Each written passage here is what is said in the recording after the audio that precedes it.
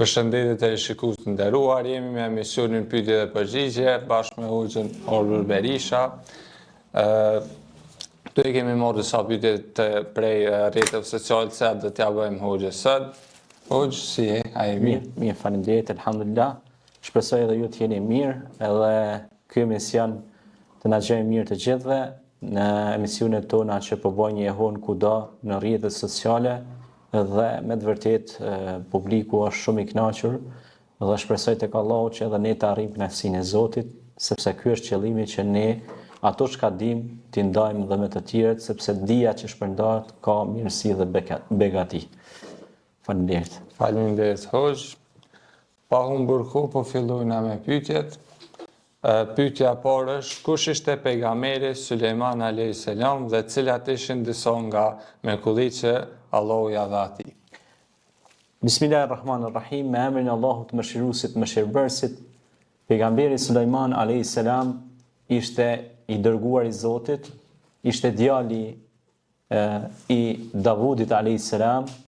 Allahu u dha shumë mrekulli këtyre pejgamberëve, po specifikisht Sulejmanit alayhis salam, Allahu xhaleshanuhu ja dha pra disa mrekulli. Allah ja mundsoi Sulejmanit alayhis salam që të lëvizte me erë, sepse ai ju lut Allahut dhe tha: "O Allah, ma jep një pushtet që s'ja ke dhënë kujt më parë, pushtet të tillë." Dhe Allahu i dha një pushtet shumë të fuqishëm Sulejmanit alayhis salam, dhe ai ishte pejgamberëve të Zotit. Allahu xhaleshanuhu Sulejmanit alayhis salam ja dha pra librin, edhe Davudit alayhis salam Zeburin pra në këtë rast. Dhe ne kemi për shtyllave të imanit pra që të besojmë edhe librat e mëparshëm, edhe pejgambert. Wa kutubihi wa rusulihi. Pra dhe kitabet, pra librat e shpollur më herët pejgamberëve përkatës, por edhe pejgambert ose të dërguarit e Zotit, ne kemi kusht për kushteve të imanit, si besimtar, si musliman. Qofse ne nuk i zbatojmë këto kushtet e imanit, cilat janë 6 dhe shtyllat e Islamit, cilat janë 5, pra ne nuk i kemi përmbushur pra konditat ose rregullat e të qenurit pra musliman. Prandaj, kusht për kushteve të imanit është edhe besimi në librat e mëhershëm, si ka zbrit Allahu xhaleshanuhu pejgamberëve të tyre përkatës, e në mesin e këtyre është pra edhe libri Zeburit që i zbriti pra Sulejmanit alayhis salam dhe Davudit alayhis salam. Këta pejgamber, pra ky pejgamber saktësisht pra Sulejmani alayhis salam kishte po ashtu përveç se kishte fuqi të lëvizte me erë dhe të fluturante, ai kishte fuqi pra sepse Allah ja kishte nënshtruar edhe xhint, ja kishte nënshtruar edhe shpezët, kishte gjuhë komunikuese, edhe ishte pra pejgamberëve që ne do ta diskutojmë këtë emision për të shumë do të flasim, ishte pra prej tyre që ja mundsoi Allahu xhaleshanuhu të ketë pushtet dhe të flas edhe me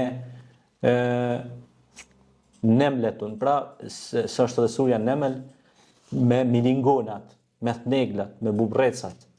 Edhe është një tregim shumë interesant që thot: largoni se po vjen ushtria e Sulejmanit dhe ndale Sulejmani alayhis salam dhe buzëqesh, dhe thot atë çka më ka dhënë Allahu mu, pra është pej mirësive dhe begative. Pra ul edhe ra në gjendje të barabart me bubrecin dhe diskutoj me te. Dhe tha, unë nuk jam që t'ju shkel juve, po unë jam që t'ju ndihmoj. Pra, çka në nënkuptojmë për me kësaj? Edhe pse Allahu i dha gjithë këtë pushtet, ai nuk e keq përdori pushtetin. Biles thuhet, në një rast Sulejmani alayhis salam ishte duke i krejë kuajt. Dhe çfarë ndodhi? Iku koha shkoi pra i kaloi pak koha namazit. Edhe ai u hidhru shumë. U mërzit jashtë mase për shkak se u hutu pas bukurive të kësaj bote, atyre kuajve të bukur që i kishte në domethënë pjesë të tij, në arat e tij aty, dhe u mërzit dhe i largoi me nshenjë revolte dhe tha: largonu o ju gjallësa të Allahut, se ju nuk mund të më hutoni mua ta përmendi Zotin. Kjo është një mesazh shumë i fuqishëm për shumë njerëz sot që janë të pasur dhe kanë bën pasuritë enorme, a kupton e ja?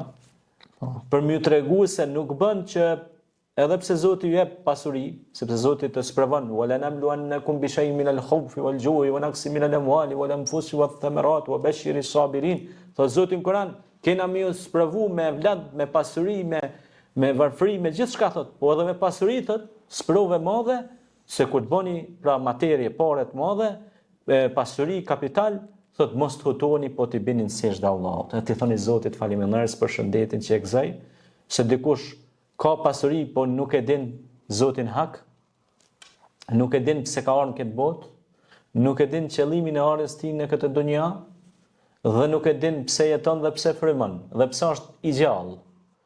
Prandaj Sulejmani alayhis salam tha, kjo është prej Allahut. Pra gjitha këto të mira, gjitha këto mirësi kemi pra nga Allahu.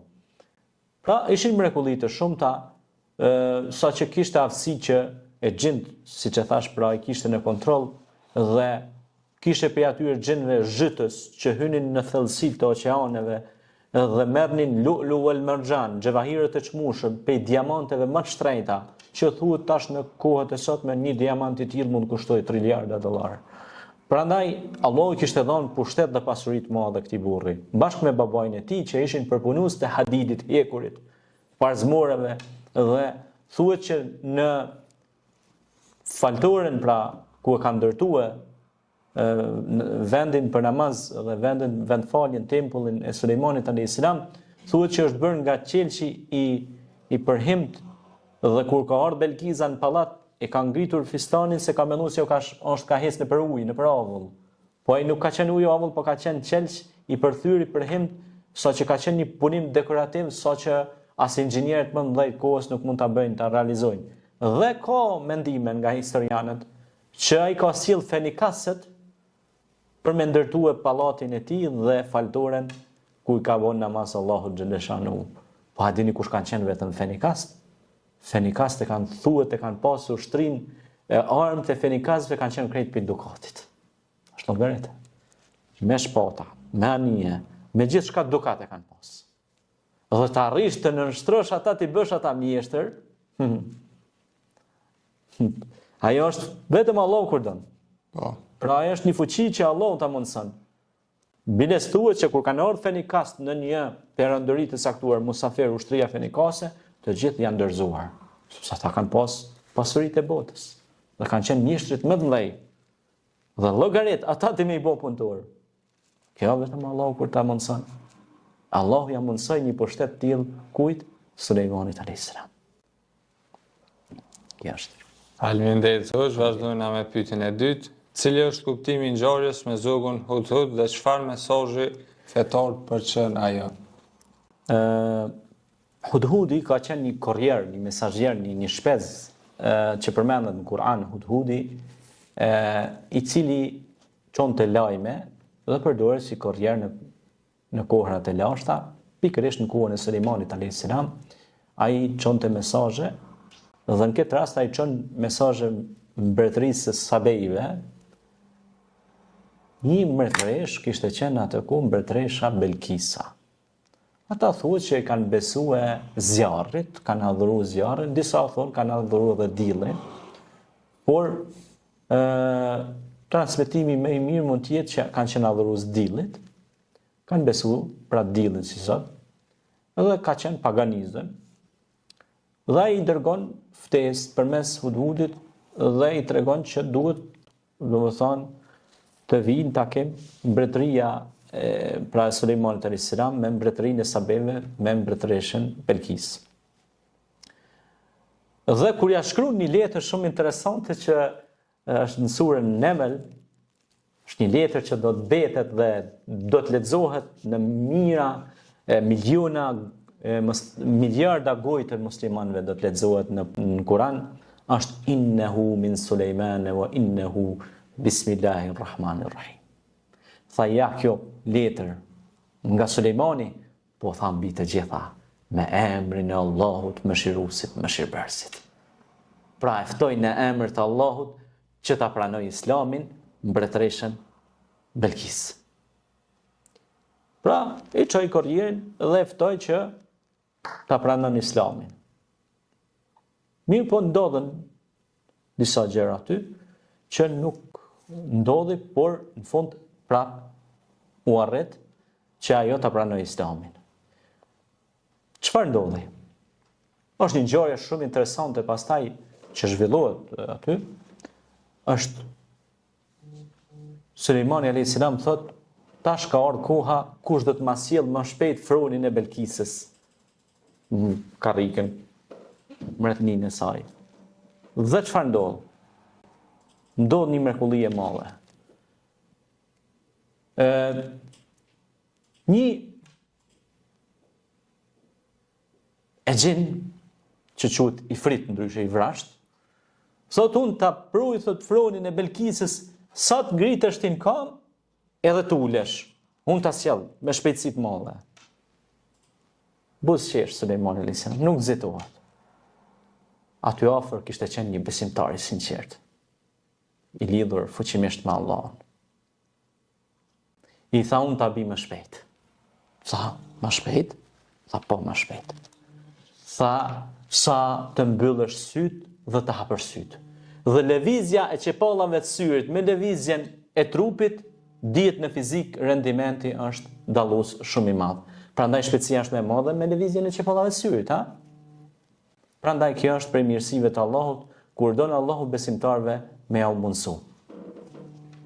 Faleminderit. Faleminderit. Vazhdojmë me pyetjen e tretë, hoxh, si ndodhi mbrapa takimi i Sulejmanit alayhis salam dhe Betreshës Belkis.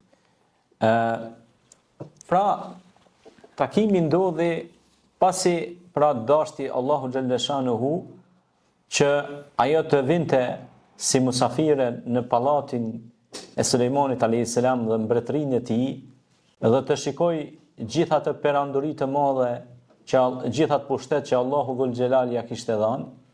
Ajo erdhi dhe pra kur e pa, mendoj se është duke ecur në për ujë, në platon e madhe që ishte ndërtuar me një konstruksion të lartë inxhinierik që kalon te për masat kohore. Kur erdhi aty pra, filloi të mbaj fustanellën e gjatë dhe Sulejmani alayhis salam i tha, jo, tha, hec lirshëm sepse ky është tha, pra është një lloj qelçi ose një lloj, ta quajmë tash keramike ashtu, që është ndërtuar pra në këtë formë. Pra kishte bukuri edhe ishte një vend i mahnitshëm që Allahu dhul xhelal ja kishte dhënë pra Sulejmanit alayhis salam këtë. Dhe ajo kur erdhi e mbeti shtangur, se s'kishte parë kur një ndërtim të tillë dhe nuk kishte parë kur një fuqi të tillë që Zoti ja kishte dhënë pra Sulejmanit alayhis salam. Dhe kjo tregonte se sado që ajo perandoria e saj që ishte dillit, kishte shumë pushtet edhe ajo si mbretëresh, ajo e kuptoi se është dikush tjetër që ka më shumë pushtet, dhe e kuptoi se ja kishte dhënë Allahu xhaleshanu për pushtetin, dhe ai tha, kjo është prej Allahut dhe falënderimi takon vetëm Allahut, Zotit të botrave. Dhe ajo e kuptoi se kjo është e vërtetë, është Islami, dhe thuhet se ajo e pranoi pra Islamin. Gjithsesi Allahu e din më së miri, wallahu ta'ala alam. Mirë po, kjo është një ngjarje që do të mbahet mend në historinë e Kuranit, po edhe në historinë e Islamit, se si Allahu xhaleshanu pra i dha pushtet t'i pejgamberi që ishte Resulullah i dërguar i Zotit. Faleminderit, hoxh, vazhdojmë me pyetjen e 5. A kishte Sulejmani alayhis salam në kontroll xhenet dhe shpendet? Dhe për çfarë i përdorte ai ata? Po, absolutisht, pra siç e tham, ai Allahu xhaleshanu i dha pushtet atij që të ketë në dorë pra kontrollin e ushtrisë së xhenve, njerëzve, shpenzve. Dhe Allah i dha mundësi pra edhe gjuhën e kafshëve, ditë komunikoj, gjuhë komunikuese, do të thonë edhe me kafshët, dhe tash disa mendojnë që diçka thjesht jo, ajo ishte mrekulli, por edhe kafshët kanë gjuhën e tyre, kuptohet, gjuhën komunikuese. Dhe ajo ishte për mrekullive të Allahut që thuhet biles, treguhet se edhe kur ka ndru jetë Sulejmani a.s. e ka pas atë shkopin, kroqen, edhe ka qenë duke qëndru, duke i pa, ata duke ndërtu e gjend, edhe njerëzit duke bën ndërtime, ai hidhte një shikim dhe shikonte pra për rreth. Dhe thuhet që ka qëndru në këtë pozicion dhe kur ka ndru jetë, Allah ka çu melekul mautin, mi marr shpirtin dhe me ik nga kjo botë, me ndru jetë. Thuhet që ai ka mbet hala në shkop, në bastum, në kroqe. Edhe derisa ka ardhur një krim, thuhet edhe ka hongër atë shkopin atë. Dhe kur ka hongër shkopin është dëpsu, ai ka ra. E pastaj pasi ka ra, ai thuhet ushtria e gjendve kanë hap sytë, se çaj shumë të mos kanë guxuar mundi. S'kan guxuar sepse kanë ditë që gjithçka duhet në urdhnat e Allahut, po Allah ka çu këta si khalifetun fil ard, si me këmbës në tokën e tina. Pra ai ka qenë, nëse morim Sulejmanin a.s. dhe krahasojmë me ajetin kuranor ku thot Allahu në Kur'an: "Wa idh qala rabbuka lil malaikati inni ja'ilun fil ardi khalifa qalu taj'alu fiha man yufsidu fiha wa yasfiku ad-dima aw nahnu nusabbihu bihamdika wa nuqaddisu lak qala inni a'lamu ma la ta'lamun." Që i vjen gjuhën tërë shqipe për kthimi shkurtimisht, për kujto kur Allahu i tha melekëve, unë kam me kriju në tokë pra një krijes, një gjallës që do të jetë zëvendës në tokën time. Melekët thanë, si do krijosh një krijes që do dërgjohesh në tokë?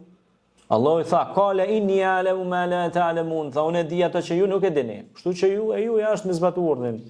Dhe këtu vjen pikërisht pra zbatimi i khalifatit ose khilafetnamës i kujna i Sulejmanit a.s. Sulejmani ishte tipik zbatuesi ligjit Allahut në tokë. Dhe nëse ne zbatojmë ligjet e Zotit, në ligjet e Zotit ka hayat, ka jetë, ka mirësi. Ligjet e Zotit thonë mos me bë keq, me respektu nënë e babë, me respektu tokën, me mbjell pemë, mos me bë zullëm tokë. Çto janë ligjet e Zotit. Kështu thot Kurani, ka jetë ligjet e Zotit. Fil kasasi hayat, në ligjet e Zotit ka jetë. Dhe ka të mira shumë tani. Shtuën, lutëzën bereqeti për tokë, për qiell. A nuk lutëzën kuën e Sulejmanit a.s. bereqeta? Kishte ari, shufra, dukati, do më thonë, përmi sipërfaqe të tokës. Galeritë e tij kanë udhëtuar lindje perëndim, galeritë e dukatit. Ka pas mirëqenie, bereqet dhe s'ka pas as pak të varfër.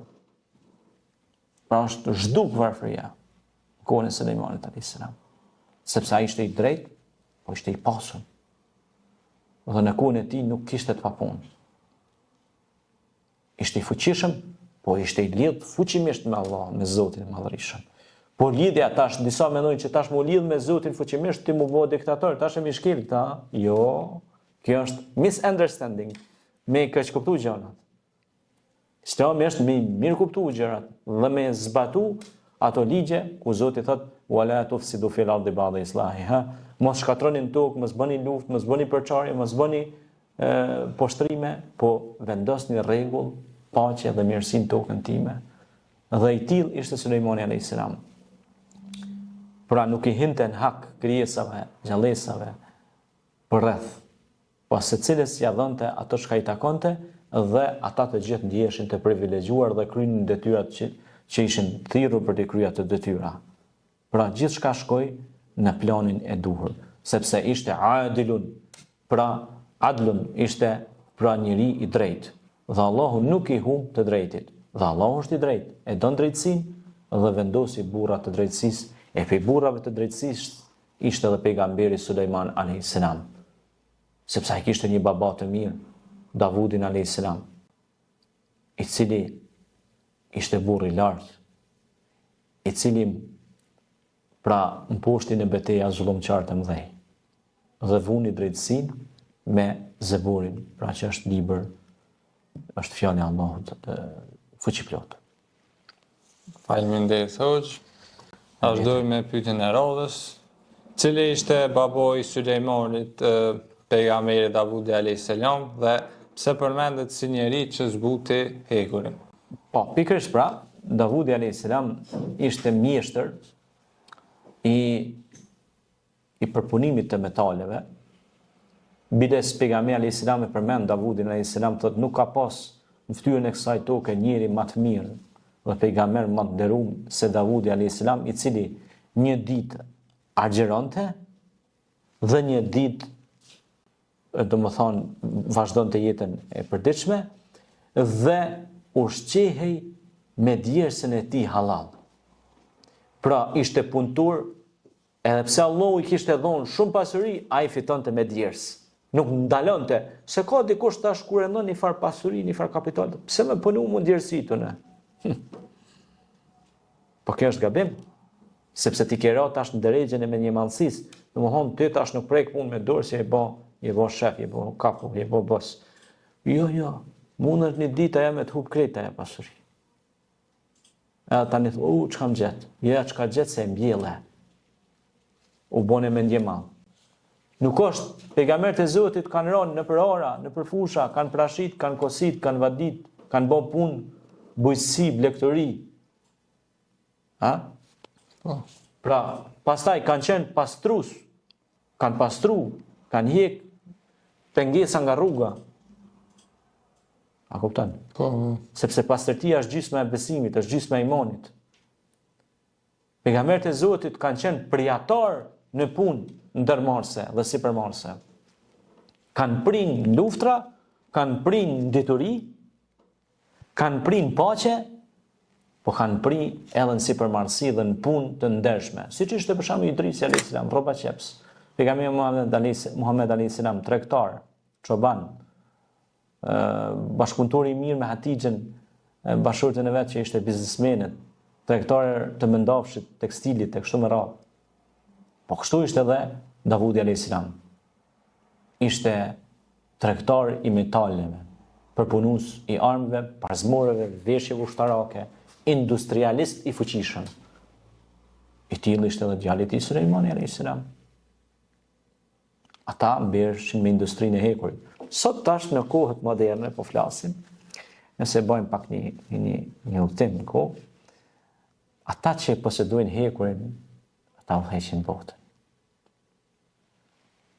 Kam qenë para disa vitesh në një udhtim në një qytet dikun të Gjermanisë dhe treguaj se si eksportohet dhe importohet hekuri.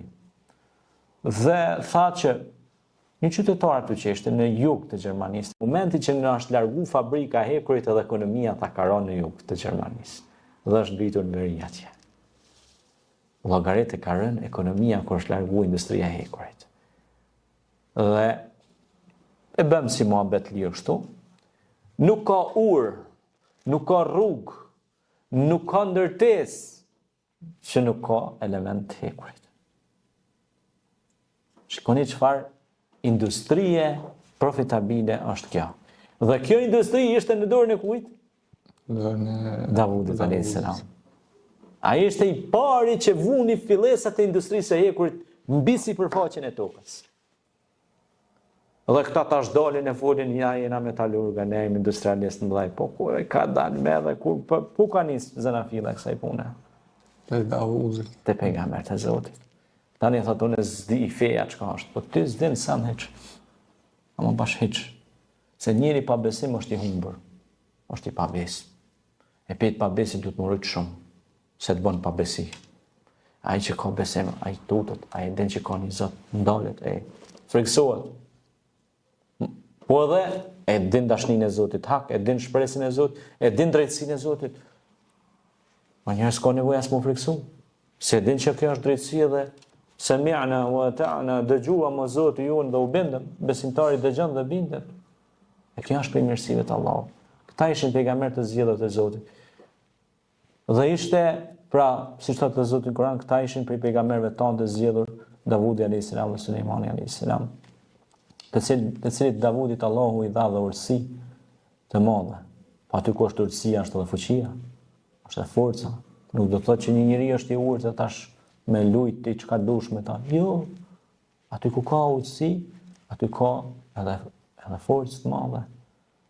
Biles një proverbe urt arabe thot mos e ngacmo të urtin. Ai që është i urtë, Allah i ka dhënë urtësi. Thot sepse ai është si luani. Thot nëse ti ngacmon, ai është si luani. Zbaton drejtësinë. Pra, nëse ti ngacmon atë që është në drejtën e Zotit, këtë njerëz bëhen me ta. Sa është i drejtë, është i urtë, shikon punët e veta. Nuk e ngacmon askë. Po pat mundësi ti ndihmoj diku, ndihmon. Po s'pat mundësi, alhamdulillah, thot o Zot, falenderoj për të mira që më ke dhënë. Kjo është mirësi e Zotit. E këta ishin kështu. Faleminderit Hoxh. Vazhdojna me pyetjen e 6. Cili ishte libri hynor, Zabur, kujt ju shpall dhe çfarë mësimi u shpërmbon? Po, Zeburis ju shpall pra Davudit a.s. dhe Sulejmanit a.s. Ai është një libër pra fjala e Allahut, ku në të gjenden mësime për jetën, që njerëzit të besojnë Allahun, të zbatojnë drejtësinë, të largohen imoralitetit, të largohen vllavrasjes. Në këtë libër, pra pastaj gjithë këto libra, po flas si Tevrati, Zeburi, Ungjilli, krejt këto libra me radhë, janë Kurani është për mbledhje e krejt këtyre domethënë është pra Kurani famlar. Si libër i ardhur kujt Muhamedit alayhis salam, si khatemun nabiyyin Muhammedul Amin, si vullet e gjithë të pejgamberëve, edhe Kurani pra i ka përmbyll gjitha shpalljet që kanë qenë më herët, që ju kanë ardhur tyre pejgamberëve të Zotit. Në këto libra pra kemi udhëzime për drejtësi, udhëzime për qenurit i drejtë, udhëzime për punë të mira dhe ndalim nga punë të këqija, udhëzime për jetën e njeriut, që njeriu të ketë besim te Zoti, por ta zhvillojë tokën, ta ndërtojë dhe pastaj të synojë kënaqësinë e Zotit, xhenetin, vend i sigurt për besimtarët, për ata që kanë bërë vepra të mira, për ata që Allahu xhaleshanuhu pra i ka bërë pej muttaqinëve, muhsininëve, atyne bamirësve, që si thotë Zoti në Kur'an, inna Allaha ma'al muhsinin, pra Allahu është me bamirësit. E të tillë ishin këta burra të lartë, vigan, të patrembur, që Allahu u dha Zeburin, ku aty gjenden mësimet për këtë jetë dhe për jetën tjetër. Prandaj ne lutim Zotin e Madhreshëm që të marrim mësime nga historia e këtyre pejgamberëve, sepse nga këto mësime ne do ta drejtojmë përpara dhe jetën tonë. Sepse teknologjia është zhvillu, mirë po lakmia ekziston, nxitimi ekziston, burrnia, padrejtësia, drejtësia, ato vesa akoma janë. Për na duhet me eliminu veset e këqija dhe me i injektu dhe me i përdëru dhe me implementu ato të mirat.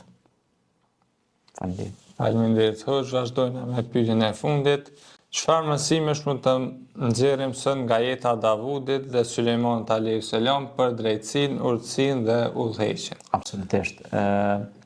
Davudi alayhis salam ishte njeri shumë i drejtë, por edhe Sulejmani alayhis salam ishte njeri shumë i drejtë. Ata si babë dhe si birë nuk kanë bërë zullum. Inna Allaha, pra Allahu nuk i don, vërtet Allahu nuk i don valimund, zullumçar. Edhe pse pra kishin gjithë këtë pushtet të madh, ata nuk e keq përdorën pushtetin. Mirë po ata e mirë përdorën pushtetin për të punësuar njerëz, për të bërë punë të mira për njerëzimin, edhe për të çuar përpara proceset e mirësisë së Zotit në tokë. Pastaj tjetra, siç e tregova pra që Davudi alayhis salam punonte me djersën e ballit, ishte i drejtë. Davudi alayhis salam shquaj edhe për ndarjen e drejtësisë. A kupton ajo? Po. Dhe treguohet ngjarje të ndryshme se njerëzit që ishin pa aftë për një punë caktuar, ai e merrte përsipër që t'ja u kryente atë punë. Pra, ku e shifte se është i pa aftë, i ndihmonte të pa aftit. Pra, i ndihmonte njerëzit e sëmur, i ndihmonte njerëzit invalid, i ndihmonte njerëzit që s'kishin mundësi për të kryer një punë caktuar, pra merrte përgjegjësi mbi vetët e tij. ndryshe këta quhen sipërmarrës, kur merr përsipër që ta kryej një punë.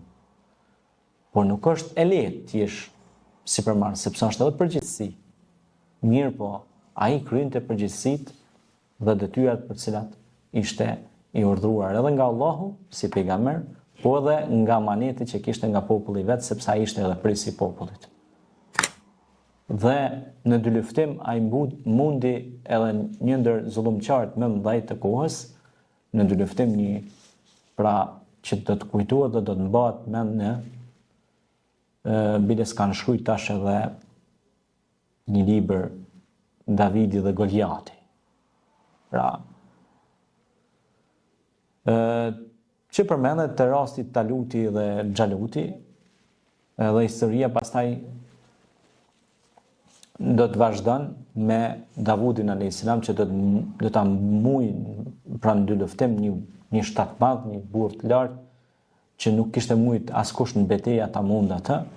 Pra Davudi a.s. do të fitojë qysh i vogël, do ta godas dhe do ta mujnë në fush betejë. Dhe njerëz do të mbeten gojë hapur, si ka mundësi ky ta mujë një ligan kaq të madh, një burr kaq të madh, një djalë kaq i ri. Po Allah i dha zemër të mëdha, ata kishin zemër të mëdha. Davudi a.s. edhe Sulejmani a.s. kishin zemër të njeriut, por edhe besimtarit, por Allah pastaj i gradoi edhe në grada të larta, i bëri të dërguar, ju dha misionin e transmetimit fjalës Zotit përmes Zeburit. Dhe ata punuan me drejtësi, ne i kemi shembull ata, edhe pse ishin të fortë pra, edhe të fuqishëm, ata punuan me drejtësi dhe zhvilluan ekonominë botërore. Biles nëse ndalemi lexojmë historinë e jetës së Davudit a.s. dhe pejgamberit Sulejman, këtyre dy prindër dhe babai, pra baba dhe bir në këtë rast, pra baba ishte Davudi, djali ishte Sulejmani a.s. Nëse lexojmë historinë e tyre, ne do të bëhemi sipërmarrës shumë të fuqishëm. Do të arrijmë shumë në ekonomi. Pse? Sepse ata ishin guximtar. Në ekonomi don guxim. S'mund hin gjithkush në ekonomi. Sa ty ka shifra, ka numra, ka sene që është do të më pas besim, do të më kon besimtar shumë i madh mbi ata. Se mundesh edhe do më thonë me i marrë qaf njerëz, po mundesh edhe me i çu përpara edhe me ta pa hërin, jo vetëm njerëz, po krejt njerëzimi. Elhamdulillah. Prandaj do të më kon shumë i vendosur. Prandaj Zoti thot Kur'an, rajulun, burrat të fuqishëm, të cilët e çuan përpara proceset. A nëse bëjmë një tërheqje paralele, kështu ishte edhe Abu Bekri, kështu ishte edhe Muhamedi alayhis salam, dhe gjithë ta burra pra ishin ekonomistë, ishin burra që investuan për të mirën. Dhe prandaj edhe këta ishin industrialistë të mëdhenj që e çuan përpara të mirën, dhe ne sot e asaj dite ne i gëzojmë të mira materiale. Ja morëm këtë tavolinë shembull. Kjo tavolinë poshtë ka ca hekura. Po. Dhe janë të përpunuar në formë të fytit dhe në formë të gilinderave. Llogaritë në atë kohë ata kanë përpunuar dhe parzmur edhe tesha pe hekurit. Ti ke vesh për shembull këmishën pe hekurit. Llogaritë sot nuk ke këmish tipike të hekurit, është vështirë të punohet ajo. Po. Prandaj këto janë pra që Allahu ka dhënë këtyre pejgamberëve dhe ne falenderojmë Allahun që na ka bërë musliman dhe besimtar dhe ndjekim rrugën e këtyre besimtarëve që të bëjnë punë të mira për njerëzimin. Andaj ne gëzohemi kur një besimtar, një musliman e ka ndërtuar një punisht të hekuri, e ka ndërtuar një robot me metale dhe të hekur, dhe atë robot e përdor për të mirën e njerëzimit, jo për shkatrimin e njerëzimit. Normal, ai don kontroll, sepse mund dalë pe sistemit, mund bëj edhe shkatrime, ashtu siç don kontroll edhe njeriu. Duhet me këshillu. Njeriu duhet të japësh këshilla, duhet të flasësh me butësi kur e shef që ka dalë pe rendit. E këshillat më të mira i japin kush? Mësuesit, edukatorët, hoxhallarët e nderuar, ata që mësojnë Kur'anin. Dhe ajo edukat pastaj transmetohet dhe hec përpara dhe implementohet. Këta ishin edhe mësues të mirë dhe edukatorë të mirë. Faleminderit. Faleminderit hoç për përgjigjet kështa e të rapërsët. Falenderoj edhe të shikuesit na kanë që të kanë ndokur për na shikuesit dhe ju uroj një ditë të mbarë. Faleminderit.